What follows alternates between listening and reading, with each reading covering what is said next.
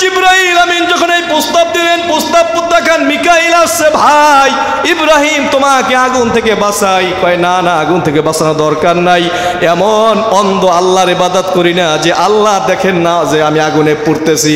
যদি আমি আগুনে পুড়ি আর আমার আল্লাহ যদি আগুনে পুরা দেখে খুশি হয়ে যায়, তাহলে আমি ইব্রাহিম এরকম একবার না 1000 বার আগুনে পোড়ার জন্য প্রস্তুত। আল্লাহু আকবার।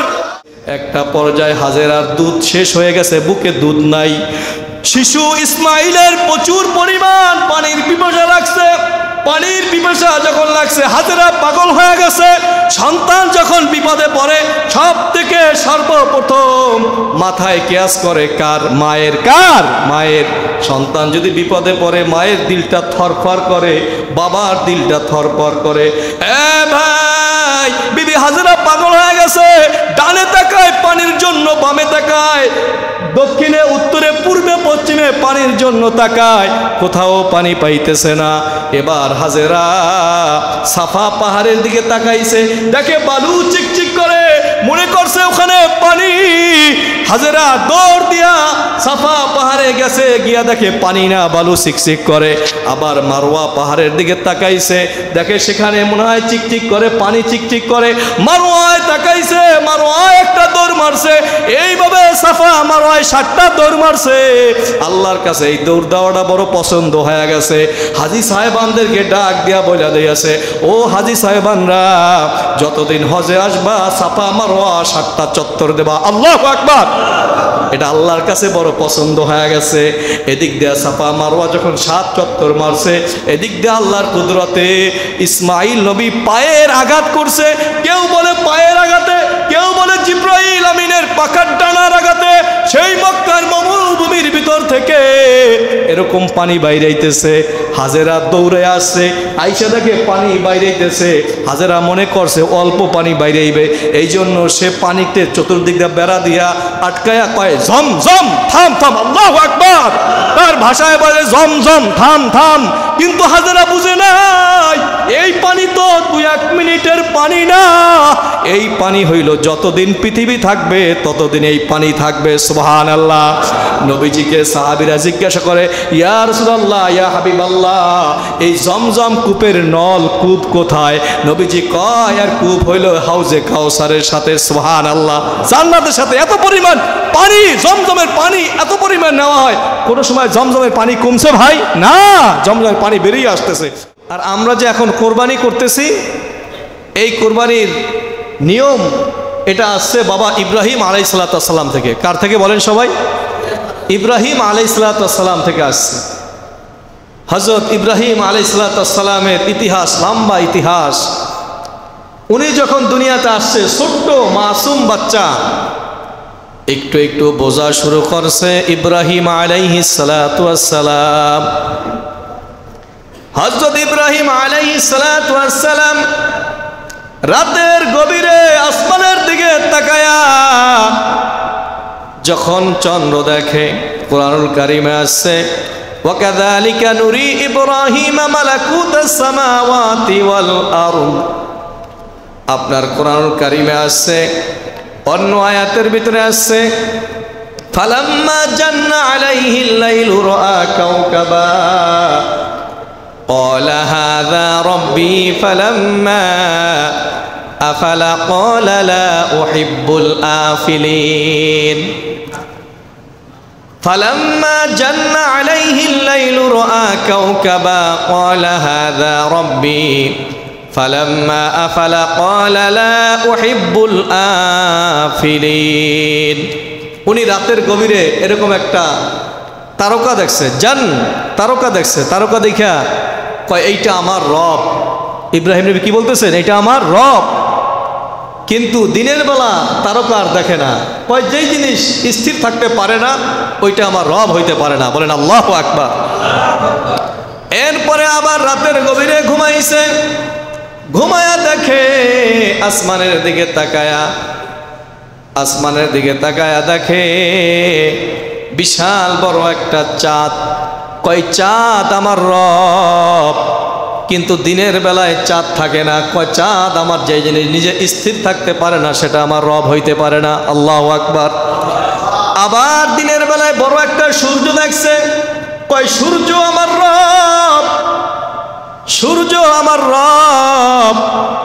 দিনের বেলা যখন রাত আসে সূর্য কি থাকে? সূর্য তো থাকে না। কয় এটা আমার রব হইতে পারে না। আল্লাহু আকবার। এইভাবে বড় বৃক্ষ দেখলে বলে এটা আমার রব, কিন্তু বৃক্ষ এক পর্যায়ে ঝরে পড়ে যায়। ইব্রাহিম নবী আল্লাহকে খুঁজতেছেন, আল্লাহকে তালাশ করতেছেন, সুবহানাল্লাহ। এরকম ভাবে উনি বুঝতেছেন না। এখন উনি দেখতেছেন ওনার বাবা, ওনার মা, ওনার বংশের লোকেরা মূর্তি পূজা করে। কি করে ভাই? মূর্তি পূজা করে। কোরআন কারিমে আছে, وَإِذْ قَالَ إِبْرَاهِيمُ لِأَبِيهِ آزَرَ أَتَتَّخِذُ أَصْنَامًا آلِهَةً إِنِّي أَرَاكَ وَقَوْمَكَ فِي ضَلَالٍ مُبِينٍ وَكَذَلِكَ نُرِي إِبْرَاهِيمَ مَلَكُوتَ السَّمَاوَاتِ وَالْأَرْضِ وَلِيَكُونَ مِنَ الْمُوقِنِينَ فَلَمَّا جَنَّ عَلَيْهِ اللَّيْلُ رَأَى كَوْكَبًا قَالَ هَذَا رَبِّي فَلَمَّا أَفَلَ قَالَ لَا أُحِبُّ الْآفِلِينَ আল্লাহু আকবার। বাবা আজরকে দেখে সে মূর্তি পূজা করে, ডাক দিয়ে বলে, ও বাবা, আপনি কেন মূর্তি পূজা করেন? আপনারা তো পথভ্রষ্ট। ইব্রাহিম তুমি বেশি কথা বইল না, আমরা পথভ্রষ্ট না, আমরা সঠিক পথে আছি। বলে নাউজুবিল্লাহ। কয় মূর্তি পূজা করে? আমরা সঠিক পথে আছি। ইব্রাহিম নবী বুঝতেছেন না যে তারা কি করে, কিন্তু উনি দিলে দিলে তালাশ করতেছেন কাকে? এই আওয়াজ না, তালাশ করতেছেন কাকে? উনি দিলে দিলে আল্লাহকে তালাশ করতেছেন। বলেন না সুবহানাল্লাহ। আল্লাহকে খুঁজতেছেন। যখন তারা বলল, ইব্রাহিম তুমি চুপ থাকো, এরাই মূর্তিগুলোকে দেখায়া বলতেছে এরাই আমাদের প্রভু, এরাই আমাদের প্রভু। ইব্রাহিম নবী কয়, যেই জিনিস তোমরা নিজ হাতে বানাও ওই জিনিস তোমাদের প্রভু হইতে পারে না। কথা ঠিক কিনা? যেটা নিজেরা বানায় ওটা কি প্রভু হইতে পারে ভাই? না। এবার তারা একটা উৎসবে যাবে, মেলায় যাবে, মেলায় যাবে তারা। এই বর্ষ মেলায় যাবে। এখন ইব্রাহিমকে বলে, ইব্রাহিম চলো তুমি মেলায় চলো। ইব্রাহিম নবী কয়, না না না, আমি মেলায় যাব না। ও ইব্রাহিম তুমি কেন মেলায় যাইবে না? ইব্রাহিম নবী আসমানের দিকে তাকায়া, তারকার দিকে তাকায়া বলেন, ফাকালা ইন্নী সাকিম, আমি অসুস্থ। ফাতাওয়াল্লাউ আনহু মুদবিরিন, আমি যাব না। এখন এখানে যে বললেন তিনি অসুস্থ, মুফাসসিরিনগণ বলেন আসলে কি তিনি অসুস্থ ছিলেন নাকি এমনিতেই বললেন? নবীরা তো কখনো মিথ্যা কথা বলতে পারে না। নবীরা মিথ্যা কথা বলতে পারে না। নবীরা কখনো মিথ্যা কথা বলতে পারে না। মিথ্যা কথাটা হলো সব থেকে একটা মহাপাপ, বড় ধরনের গুনাহ। নবীজি বলেন যে জবানের হেফাজত করবে, জবানের হেফাজত করবে, তার জন্য জান্নাতে যাওয়া সহজ হয়ে যাবে। বলেন না সুবহানাল্লাহ। কিন্তু জবানে ভেজাল আছে না নাই? মানুষের জবান ফোন দিছে, ভাই তুমি কোথায়? লোকটা রইছে সাভারে, বলে আমি রইছি ঢাকায়, আছে না নাই? আবার বরিশাল, বিভিন্ন জায়গায় লোকটাকে তালাশ করে, তুমি কোথায়? লোকটা থাকে চট্টগ্রামে, কয় আমি আছি ময়মনসিংহ। এরকম মিথ্যা আছে না নাই? আছে বিভিন্ন জায়গা। এটা তো মোবাইলের মিথ্যা বলতেছি। মানুষ এমনিতেই সুযোগ পাইলেই মিথ্যা কথা বলে। এই মিথ্যা অনেক বড় মহাপাপ। একটা মিথ্যা কথা বলার দ্বারা আপনার জাহান্নাম হয়ে যেতে পারে। বলেন না নাউজুবিল্লাহ। আমাদের এক ওস্তাদ ছিলেন। আপনারা একটা কথা বলি ফাঁকে, আপনারা যারা আছেন প্রত্যেকে একজন তালিমে মুরব্বী বানাইবেন। কি বানাইবেন ভাই? তালিমে মুরব্বী বানাইবেন। একজন হুজুরকে আপনি একজন মুরব্বী বানাইবেন। আপনার জীবন চলার জন্য একজন মুরব্বী থাকা দরকার। আপনি তার পরামর্শ অনুযায়ী চলবেন। নিজে নিজে চলা যায় ভাই? না। বিবাহ করবেন, মুরব্বী হুজুরের কাছ থেকে পরামর্শ নেবেন। হুজুর কোন ধরনের মেয়ে আমার জন্য ভালো হবে? হুজুর বলতায় দেবে। নামাজ কিভাবে পড়বেন, পর্দা কিভাবে করবেন, জীবন কিভাবে চালাইবেন, একজন তালিমে মুরব্বী হওয়া চাই। প্রত্যেকটা মানুষের জীবনে একজন মুরব্বী ভালো একটা মানুষের সোহবাত, ভালো একটা মানুষের সাদৃশ্য থাকা চাই।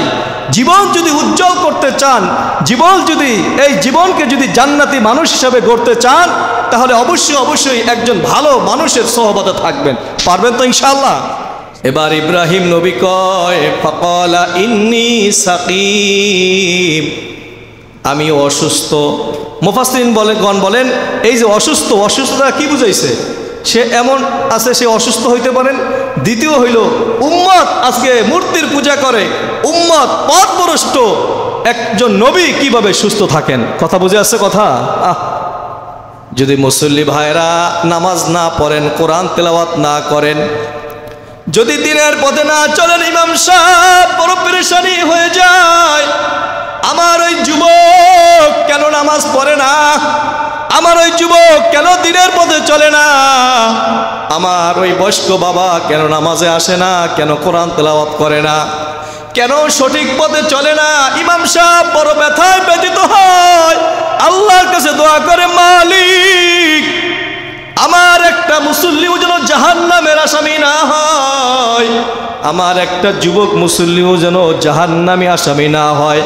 যদি সে হক্কানি আলেম হয়, যদি মুসল্লিদের প্রতি ভালোবাসা থাকে, মোহাব্বত থাকে, ইমাম সাহেব জুমায় বয়ান করে, তাহাজ্জুদ নামাজে বয়ান করে, আছে না নাই?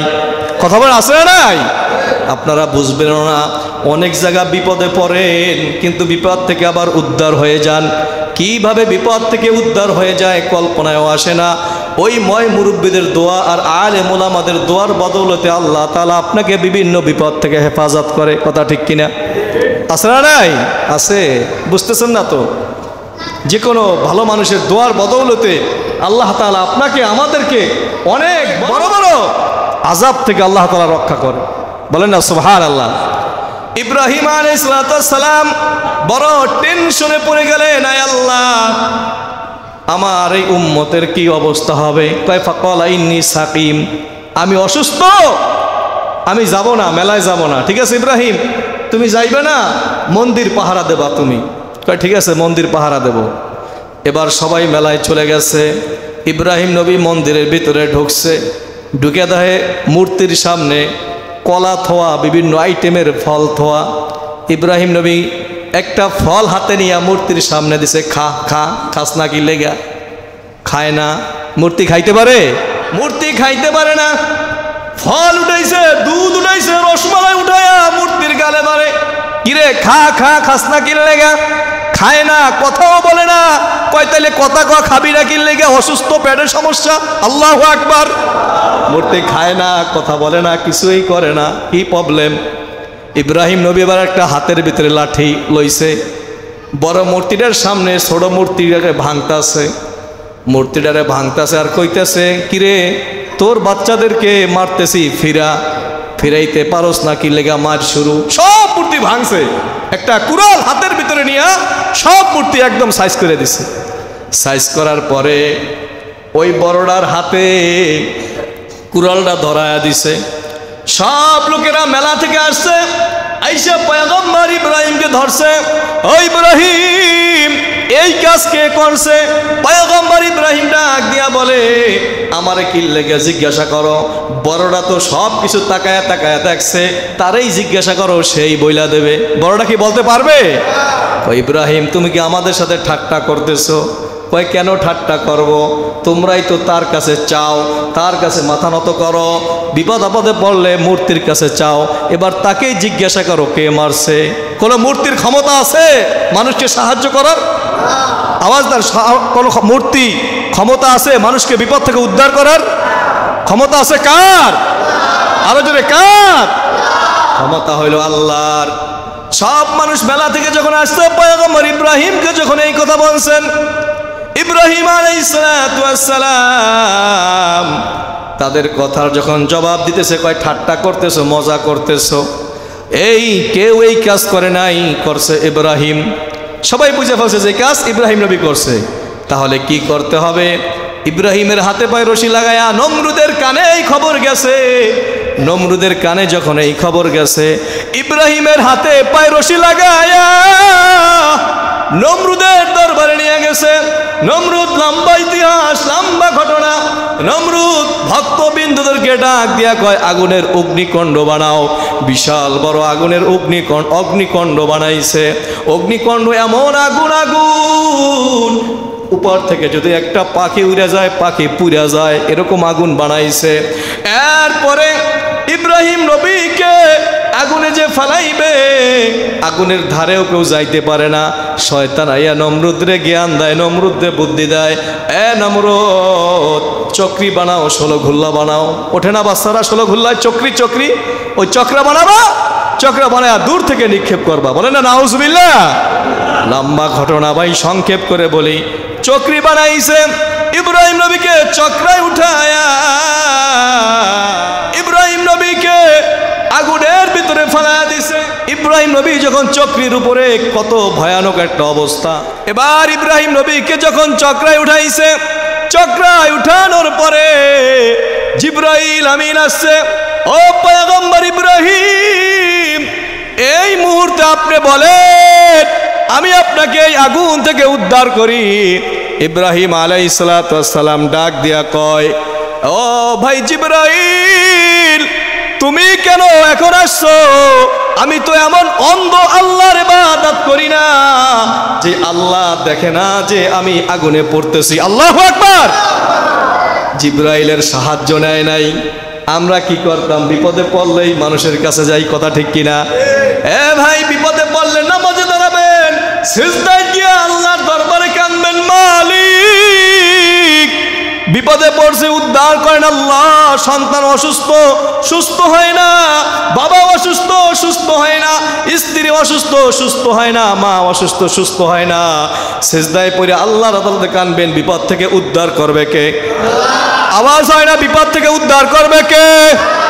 ইব্রাহিম নবীকে জিবরাইল আমিন যখন এই প্রস্তাব দিলেন, প্রস্তাব প্রত্যাখ্যান। মিকাইল আসছে, ভাই ইব্রাহিম তোমাকে আগুন থেকে বাঁচাই। কয় না না, আগুন থেকে বাঁচানো দরকার নাই। এমন অন্ধ আল্লাহর ইবাদত করি না যে আল্লাহ দেখেন না যে আমি আগুনে পুড়তেছি। যদি আমি আগুনে পুড়ি আর আমার আল্লাহ যদি আগুনে পুরা দেখে খুশি হয়ে যায়, তাহলে আমি ইব্রাহিম এরকম একবার না 1000 বার আগুনে পোড়ার জন্য প্রস্তুত। আল্লাহু আকবার। ইব্রাহিম নবীর ঈমান ছিল বড় মজবুত। এক পর্যায়ে ইব্রাহিম নবীকে আগুনের ভিতরে ফালায়া দিছে। আগুনের ভিতরে যখন ফালায়া দিছে, আল্লাহ দেখেন কিনা? এই দেখেন কিনা? এই দৃশ্য দেখেন কিনা? আল্লাহ আগুনকে অর্ডার করছে, হে আগুন, কুলনা ইয়া নারু কুনি বারদাও ওয়া সালামান আলা ইব্রাহিম। আল্লাহু আকবার। আগুনকে আল্লাহ তাআলা আসমান থেকে ডাক দিয়ে কয়, কুলনা, হে কুলনা ইয়া নার। নারুন শব্দের অর্থ হলো আগুন। ইব্রাহিম নবী যখন আগুনের ভিতরে, আল্লাহ আগুনকে ডাক দিয়ে কয়, কুলনা ইয়া নারু কুনি বারদাও ওয়া সালামান আলা ইব্রাহিম। ও আগুন, আমার ইব্রাহিমের জন্য তুমি এমন ভাবে একটা হালকা, একদম স্বাভাবিক ঠান্ডা হয়ে যাও। বলেন না সুবহানাল্লাহ। সালাম, রুকুনি বারদা ওয়া সালামান, সালাম, নিরাপদ ঠান্ডা হয়ে যাও। বলেন না সুবহানাল্লাহ। যদি বেশি ঠান্ডা হয় তাইলে ঠান্ডা লাগবে কিনা? বেশি ঠান্ডায় ভেজাল আছে না নাই? শীতের দিনে কোলবালি, এই ল্যাপ লাগে, কম্বল লাগে, শরীরে জামা পেঁচায় রাখা লাগে। আল্লাহ আগুনকে যে নির্দেশ করছেন হালকা ঠান্ডা, এয়ার কন্ডিশন। আল্লাহু আকবার। সাথে সাথে আগুন এয়ার কন্ডিশন হয়ে গেছে। বলেন না সুবহানাল্লাহ। গরমও না, বেশি ঠান্ডাও না। উনি ওখানে আগুনের ভিতরে রয়েছেন। নমরুদ তাকায়া দেখে আগুনের ভিতরে ইব্রাহিম খেলতেছে ফুল নিয়া। সুবহানাল্লাহ। নমরুদ ডাক দিয়া কয়, হে আগুন, তোর কি ক্ষমতা নাই ইব্রাহিমকে পোড়ানোর? আগুনের জবান আল্লাহ তাআলা খুলে দিছে। আগুন ডাক দিয়ে কয়, হে নমরুদ, আমি আগুনের কাজ হলো পুরানো, আমার ক্ষমতা আছে না নাই? তুই একটু আইসা দেখ, তোর পরিবার নিয়া, তোর গোষ্ঠী নিয়া, তোর পুরো সাম্রাজ্যের লোক নিয়া আমার এখানে আইসা দেখ আমি আগুনের ক্ষমতা আছে না নাই। আল্লাহু আকবার। ও আগুন ডাক দিয়া কয়, নমরুদ, আমার ক্ষমতা আছে পোড়ানোর, কিন্তু ইব্রাহিমের একটা পশম পোড়ানোর ক্ষমতা আমার আগুনের নাই। সুবহানাল্লাহ। নিষেধ করছেন কে? আগুনকে নিষেধ করছেন কে? আল্লাহ তাআলা নিষেধ করে দিয়েছে। আগুন ইব্রাহিমের একটা পশমও পোড়ায় নাই। এবার নমরুদের মনটা বেজার। কি ব্যাপার? ইব্রাহিমকে আগুন থেকে বের কর। কোন বর্ণনায় আসছে ওই আগুনের ভিতরে পয়গম্বর ইব্রাহিম 40 দিন ছিলেন। নাতিনৎকারের লগে শেষ বয়সে নাতিগোর সাথে গল্প করে। ভালো দিন যখন যায়, আপনারা বলেন না যে একটা সময় আমাদের খুব ভালো গেছে, নাতিনৎকারের লগে বিভিন্ন গল্প শোনান না। ইব্রাহিম নবী তার নাতিনৎকারের সাথে গল্প শোনাইতেছে যে আমার জীবনে যে ভালো দিনগুলো গিয়েছে ওই আগুনের ভিতরে সব থেকে ভালো দিন গেছে। বলেন না সুবহানাল্লাহ। আগুনকে ফুলের বাগান বানায় দিলেন কে? আল্লাহ। মুমিনের জন্য আগুন ফুলের বাগান হবে, ফুল বাগিচা হবে। মুমিন কারো সামনে মাথা নত করবে না, একমাত্র মাথা নত করবে আল্লাহর কাছে। পাহাড় পরিমাণ বিপদ আসবে, কিন্তু মুমিন কখনো মানুষের কাছে মাথা নত করবে না। মুমিন একমাত্র মাথা নত করবে আল্লাহর কাছে। কথা ঠিক কিনা? এখন নমরুদের মনটা বেজা। আরে ইব্রাহিম তো পড়াইতে পারলো না। এবার ইব্রাহিম নবীকে বের করছে, আগুন থেকে বের করা হয়েছে। বের করার পর ইব্রাহিম নবী, নমরুদ জিজ্ঞাসা করে, কি ব্যাপার, তুমি আগুনে পুড়লা না কেন? কি হয়েছে? কয় আগুনে পুড়ি নাই, আমার আল্লাহ আমাকে আগুন থেকে হেফাজত করছে। বলেন সুবহানাল্লাহ। এখন জিজ্ঞাসা করতেছে, আল্লাহর পরিচয় নিতেছে যে তোমার আল্লাহ কে, তোমার আল্লাহর কে, আমাকে একটু শোনাও, আমাকে পরিচয় দাও। ইব্রাহিম নবী পরিচয় দেয়। কুরআনুল কারীমের 3 নম্বর পারার 3 নম্বর পৃষ্ঠায় আসছে, আলাম তারা ইলাল্লাযী হাজ্জা ইব্রাহিম রাব্বিহি, আলাম তারা ইলাল্লাযী হাজ্জা ইব্রাহিম ফি রাব্বিহি আন আতাহুল্লাহুল মুলক ইয ক্বালা ইব্রাহিম রাব্বিয়াল্লাযী ইউহয়ী ওয়া ইউমীত। ইব্রাহিম নবী কয়, আমার আল্লাহ আনা উহয়ী ওয়া উমীত, আমার আল্লাহ জীবিতকে মৃত দান করেন, আবার মৃতকে জীবিত দান করেন। সুবহানাল্লাহ। ক্বালা আনা উহয়ী, আলাম তারা ইলাল্লাযী হাজ্জা ইব্রাহিম ফি রাব্বিহি আন আতাহুল্লাহুল মুলক ইয ক্বালা ইব্রাহিম রাব্বিয়াল্লাযী ইউহয়ী ওয়া ইউমীত, যে আমার আল্লাহ জীবিতকে মৃত দান করেন, আবার মৃতকে জীবিত দান করেন। এখন এই কথা শুনে নমরুদ কয়, ক্বালা আনা উহয়ী ওয়া উমীত, কয় এটা তো আমিও পারি। কয় তুমি কিভাবে পারো? জেলখানা থেকে একটা ফাঁসির আসামি ধরে নিয়ে আসছে। 2 জন ফাঁসির আসামি ধরে নিয়ে আসার পর একটা ফাঁসির আসামিকে ধাম করে মারিয়া দিছে। কয়টা ফাঁসির আসামি একটা নিরাপদ মানুষকে এসে ধাম করে মারিয়া দিছে। কয় দেখো এই নিরাপদাকে মারিয়া দিছি। আর একটা ফাঁসির আসামিকে ডাইকেই না কয়েকে ছাড়িয়ে দিছি, দেখছো আমি মারতেও পারি, জীবনও দান করতে পারি। এখন নবী তো আল্লাহ তাআলা নবীদেরকে অনেক হিকমত জ্ঞান দান করছে। বলেন না সুবহানাল্লাহ। এখন ইব্রাহিম নবী বলতেছেন, قال إبراهيم فإن الله يأتي بالشمس من المشرق فأت بها من المغرب فبهت الذي كفر। الله أكبر। ইব্রাহিম নবী ডাক দেয়া কয়, নমরুদ বুঝলাম তুমি এইটা পারো, কিন্তু আমার আল্লাহ পূর্ব দিক দিয়া সূর্য উঠায়, পশ্চিম দিক দিয়া সূর্য ডোবায়। ও ইব্রাহিম তুমি পারলে একটু দেখাও, পশ্চিম দিক দিয়া সূর্য উঠাও, পূর্ব দিক দিয়া ডুবাও। পারবে কেউ? লা জবাব। ফাবুহিতাল্লাযী কাফার। নমরুদ লা জবাব হয়ে গেছে, আর কোনো কথা বলতে পারে না। আল্লাহু আকবার বলবেন না? আর কোনো কথা বলতে পারে না, তার জবান বন্ধ হয়ে গেছে। ফাবুহিতাল্লাযী কাফার। কি করবে? লম্বা ঘটনা রে ভাই। এবার নমরুদ আল্লাহর সাথে যুদ্ধের ঘোষণা করে। বলে না নাউজুবিল্লাহ। আল্লাহর এই মাইরা ফেলাইবে, শূন্য দল তৈরি করে। আল্লাহ ডাক দেয়া কয়, নমরুদ তুই অনেকবার সোস, এবার তোর একটা ছাই যাওয়া দরকার আছে না নাই? অনেক বড় বড় মানুষ আছে। এই যে আপনার ভূষ একটা সময় কি জুলুম অত্যাচার করছে, কিন্তু আজ ভূষের কি অস্তিত্ব আছে? আরে কথা আছে? ইসরায়েলের প্রেসিডেন্ট নেতানিয়াহু আজকে বিভিন্ন জুলুম অত্যাচার করতেছে। আজকে খবরের ভিতরে দেখলাম হিজবুল্লাহ বাহিনী ওই ইসরায়েলকে এখন উল্টা ধাওয়াইতেছে। আল্লাহু আকবার। লাঠি গুছাইয়া আল্লাহর মায়। আল্লাহ যাকে ধরে ছাড় দেয়, যাকে ধরে ধরে না। আল্লাহ মানুষকে ছাড় দেয়, অপরাধ করতে থাক, কিন্তু একটা সময় আসবে তোর অপরাধ ধরা পড়বে। আসরা নাই? এর বাস্তব আর একটা দৃষ্টান্ত না বললা পারি এই না। এই যে বাংলাদেশের পুলিশের আইজি ছিল বেনজির আহমদ। আসরা নাই? পুলিশের আইজি হয়া, পুলিশের প্রধান হয়া অবৈধ এত পরিমাণে সম্পদ অর্জন করেছে। এমপি মন্ত্রী হতভম্ব হয়ে গেছে যে একজন পুলিশের প্রধান হয়ে কিভাবে এইভাবে মানুষের সম্পদ লুট করে, কথা ঠিক কিনা? বাড়ি গাড়ি ধন সম্পদ এত পরিমাণ অর্জন করছে, মানুষ তার সম্পদ দেখলে একটা মানুষের কত লাগে এগুলো বলতেছে। এত পরিমাণ সম্পদ অবৈধ পথে অর্জন করছে, এটাও কি কোনো মানুষের কাজ? কোটি কোটি টাকা বাইরে নিয়ে চলে গেছে, এখন তার সম্পদগুলো সব জব্দ করা হইতেছে, তার স্ত্রীর নামে, তার মেয়ের নামে, ছেলের নামে, তার পরিবারের নামে, আত্মীয়দের নামে, এরকম সম্পদের পাহাড়, কানায় কানা জমি। আরে ভাই, একটা মানুষের কত লাগে? যখন অর্জন করতেছিল তখন তো সে বুঝে নাই যে তাকে ধরা হবে, সে বুঝছে ভাই না, কখনো ধরে নাই।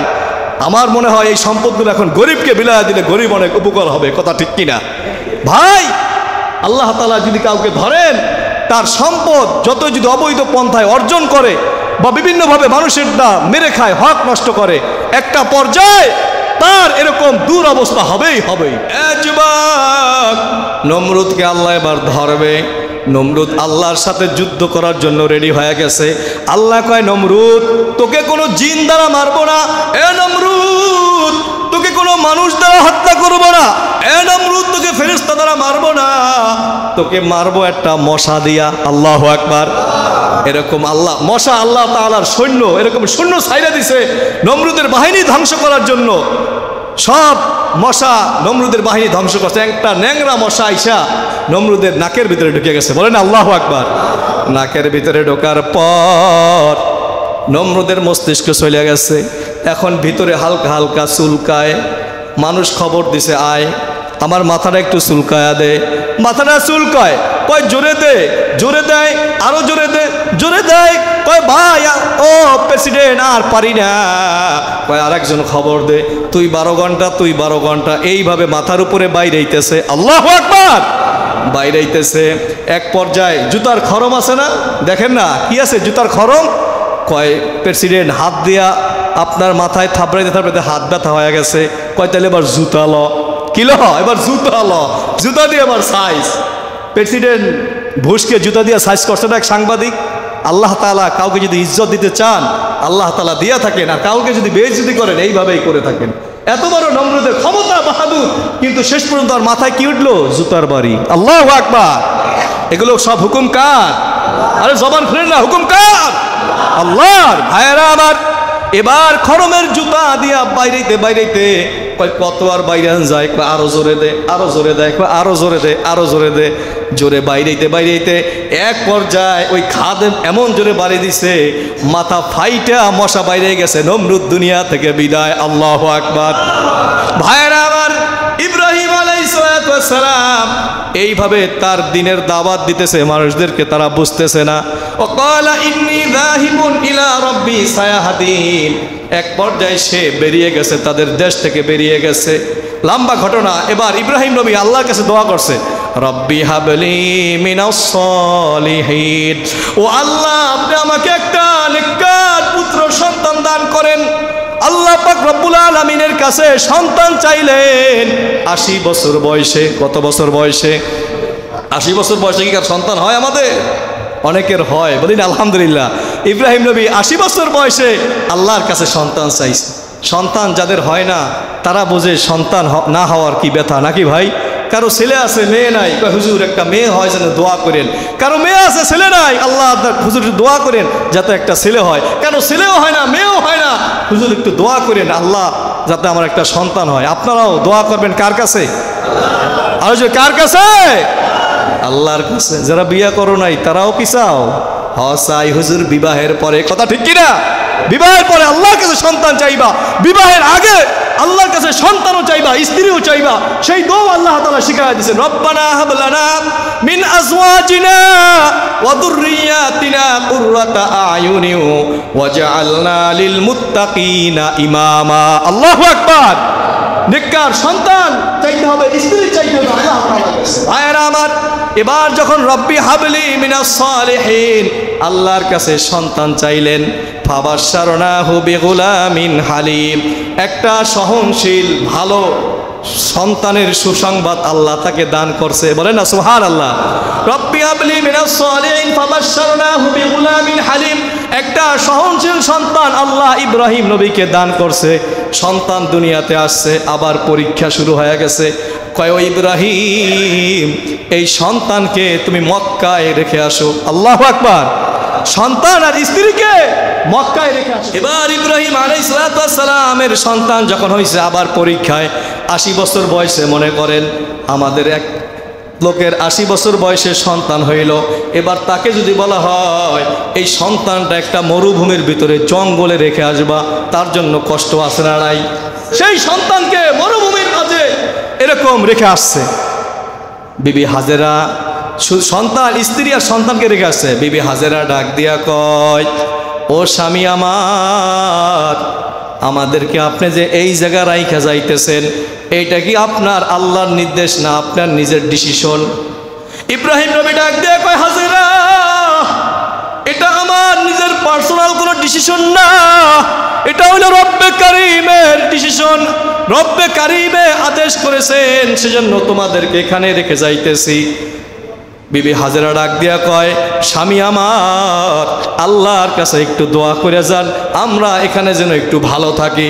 ইব্রাহিম নবী ওখানে কোরআনে আসছে, ওখানে দোয়া করছেন, আল্লাহ আমার সন্তান আর বিবি আপনার উপরে হাওলা করে রেখে দিয়া গেলাম, এখানে যেন তারা ফল খাবার ঠাবার সব কিছু পায়। এটা বইলা ইব্রাহিম নবী চলে আসছেন। এবার বিবি হাজেরা ইসমাইলকে নিয়ে মক্কার মরুভূমির মাঝে কি করুন ইতিহাস একটাবার একটু খেয়াল করবেন। সন্তানকে দুধ পান করাইতেছে, একটা পর্যায়ে হাজেরার দুধ শেষ হয়ে গেছে, বুকে দুধ নাই। শিশু ইসমাইলের প্রচুর পরিমাণ পানির পিপাসা লাগছে। পানির পিপাসা যখন লাগছে, হাজেরা পাগল হয়ে গেছে। সন্তান যখন বিপদে পড়ে, সব থেকে সর্বপ্রথম মাথায় কেয়াস করে কার? মায়ের। কার? মায়ের। সন্তান যদি বিপদে পড়ে, মায়ের দিলটা থরফর করে, বাবার দিলটা থরফর করে। এ ভাই, বিবি হাজেরা পাগল হয়ে গেছে। ডানে তাকায় পানির জন্য, বামে তাকায়, দক্ষিণে উত্তরে পূর্বে পশ্চিমে পানির জন্য তাকায়, কোথাও পানি পাইতেছে না। এবার হাজেরা সাফা পাহাড়ের দিকে তাকাইছে, দেখে বালু চিকচিক করে, মনে করছে ওখানে পানি। হাজেরা দৌড় দিয়া সাফা পাহাড়ে গেছে, গিয়া দেখে পানি না, বালু চিকচিক করে। আবার মারওয়া পাহাড়ের দিকে তাকাইছে, দেখে সেখানে মনে হয় চিকচিক করে, পানি চিকচিক করে। মারওয়ায় তাকাইছে, মারওয়ায় একটা দৌড় মারছে। এইভাবে সাফা মারওয়ায় 7টা দৌড় মারছে। আল্লাহর কাছে এই দৌড় দেওয়াটা বড় পছন্দ হয়ে গেছে। হাজী সাহেবানদেরকে ডাক দিয়া বলে দিয়েছে, ও হাজী সাহেবানরা, যতদিন হজে আসবা সাফা মারওয়া 7টা চত্বর দেবা। আল্লাহু আকবার। এটা আল্লাহর কাছে বড় পছন্দ হয়ে গেছে। এদিক দিয়ে সাফা মারওয়া যখন 7 চত্বর মারছে, এদিক দিয়ে আল্লাহর কুদরতে ইসমাইল নবী পায়ের আঘাত করছে। কেউ বলে পায়ের আঘাতে, কেউ বলে জিব্রাইল আমিনের পাখার ডানার আঘাতে। সেই মক্কার মরুভূমির ভিতর থেকে এরকম পানি বাইরেইতেছে। হাজেরা দৌড়ে আসছে, আইসা দেখে পানি বাইরেইতেছে। হাজেরা মনে করছে অল্প পানি বাইরেইবে, এই জন্য সে পানিতে চতুর্দিক দিয়ে বেড়া দিয়া আটকায়া কয়, ঝম ঝম, থাম থাম। আল্লাহু আকবার। তার ভাষায় বলে ঝম ঝম, থাম থাম। কিন্তু হাজেরা বুঝে নাই, এই পানি তো 2-1 মিনিটের পানি না, এই পানি হইল যতদিন পৃথিবী থাকবে ততদিন এই পানি থাকবে। সুবহানাল্লাহ। নবীজিকে সাহাবীরা জিজ্ঞাসা করে, ইয়া রাসূলুল্লাহ, ইয়া হাবিবাল্লাহ, এই জমজম কূপের নল কূপ কোথায়? নবীজি কয়, আর কূপ হইল হাউজে কাউসারের সাথে। সুবহানাল্লাহ। জান্নাতের সাথে এত পরিমাণ পানি, জমজমের পানি এত পরিমাণ নেওয়া হয়। কোনো সময় জমজমের পানি কমছে ভাই? না, জমজমের পানি বেরিয়ে আসতেছে। জমজমের পানি এটা মানুষের জন্য উপকার, মানুষের জন্য ফায়দা। কারো যদি কোনো অসুখ হয়, আপনি জমজমের পানি খাবেন, আপনার অসুখ ইনশাআল্লাহ জমজমের পানির উসিলায় আল্লাহ তাআলা যদি চান ভালো হয়ে যাইতে পারে। বলে না সুবহানাল্লাহ। অনেক মানুষের জমজমের পানি খেয়ে অনেক উপকার পেয়েছে। আজকের পর্যন্ত ইনশাআল্লাহ এই পর্যন্ত। এরপর থেকে আগামী জুমায় আলোচনা হবে ইনশাআল্লাহ। সামনে কোরবানি, 2-1টা মাসালা বলি ভাই। কোরবানি যেহেতু চলে আসছে, আমরা কোরবানি করব, বলি ইনশাআল্লাহ। সমাজের ভিতরে আজকে বড় দুঃখ লাগে, বাংলাদেশে 100% লোকের ভিতরে 80% লোকের উপরে কোরবানি ওয়াজিব হয়েছে। কথা ঠিক কিনা? কথা বলেন, কোরবানি ওয়াজিব হয়েছে কিনা? 80% লোকের ভিতরে। হুজুর এটা কিভাবে বললেন? 80% লোকের উপরে কোরবানি ওয়াজিব হয়েছে? হ্যাঁ, 80% লোকের উপরে কোরবানি ওয়াজিব হয়েছে। কিভাবে? কোরবানির নিসাব কি? আপনার কাছে যদি আপনার জিলহজের সেই 10, 11, 12 এই 3 দিন যদি আপনার এই 52.5 তোলা রৌপ্য পরিমাণ, 52.5 তোলা রৌপ্যের অর্থ দাম যদি আপনার কাছে থাকে, 7.5 ভরি স্বর্ণ অথবা 52.5 তোলা রৌপ্যের দাম থাকে, কেউ বলছেন যে 7.5 ভরি স্বর্ণ না, যদি 52.5 তোলা রৌপ্যের দাম, এই পরিমাণ টাকা অর্থ আপনার কাছে থাকে, আপনার উপর কোরবানি ওয়াজিব হয়ে যাবে। কিন্তু আজকে সমাজের মানুষ কোরবানি দিতে চায় না। এটা আসলে খুব দুঃখজনক ভাই। আপনি কোরবানি দিবেন, আপনাকে বলে নাই ইসলাম যে একটা উট কোরবানি দেন, ইসলাম বলে নাই আপনাকে একটা গরু কোরবানি দেন, ইসলাম বলে নাই আপনাকে একটা মহিষ কোরবানি দেন। ইসলাম বলে আপনার যদি সামর্থ্য থাকে একটা বকরি দেওয়ার, আপনি একটা বকরি কোরবানি দেন। আপনার যদি সামর্থ্য থাকে উট দেওয়ার, আপনি একটা উট কোরবানি দেখান। আপনার যদি সামর্থ্য থাকে আপনি একটা গরুর কোরবানি দেন। আপনার যদি সামর্থ্য থাকে আপনি একটা মহিষ কোরবানি দেন। আপনার সামর্থ্য অনুযায়ী, আপনাকে চাপায়া দেয় নাই, কোনো কিছু চাপায়া দিছে। আবার এই কথাও বলা হয়েছে ইসলামে যে আপনার যদি একটা গরু একা না দিতে পারেন, 7 ভাগে দেওয়া যাবে। কয় ভাগে বলেন না ভাই, কয় ভাগে? 7 ভাগে আপনি কোরবানি দিতে পারবেন। এখানে অনেকে বলে হুজুর কোরবানির এই যে 7 ভাগে দেব, বিজোড় সংখ্যা নাকি হওয়া লাগে। এটা একটা ভুল ধারণা। সংখ্যা আপনার 2, 3, 4, 5, 6, 7 যে কোনো সংখ্যা হইতে পারে। একাও একটা 1 ভাগে দিতে পারেন, একাই একটা দিতে পারেন, আবার 2 ভাগেও দিতে পারেন। সংখ্যা নিয়ে কোনো সমস্যা নাই, আছে ভাই। ইনশাআল্লাহ কোরবানির ব্যাপারে আগামী জুমে আরও আলোচনা হবে। আল্লাহ আমাদের সকলকে যতটুকু আলোচনা শুনেছে আমাকে এবং আপনাদেরকে আমল করার তৌফিক দান করুন। আমিন, আমিন। ওয়া আখিরু দাওয়ানা আলহামদুলিল্লাহি রাব্বিল আলামিন।